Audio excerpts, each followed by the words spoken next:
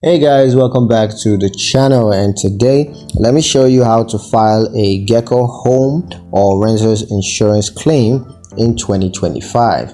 It's gonna be a quick video. We're not gonna waste too much time, so let's just jump straight into the video. Now the first thing you're gonna do is to log into your Geico account.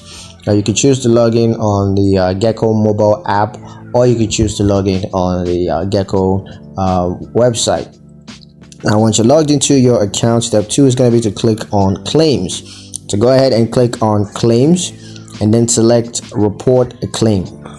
Next, you're going to enter information about the incident. So go ahead and enter information about the incident, including incident date, its time, and location.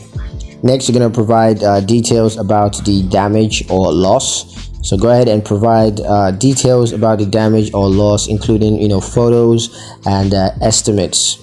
And next, you're going to review and submit your claim. So review your claim one more time just to make sure that everything is accurate, and then submit it. And once that's done, you're going to wait for a claims adjuster to contact you. So yeah, that's pretty much it on how to file a Geico home or renter's insurance claim in 2025. I hope you guys liked the video. Hope you found the information useful enough.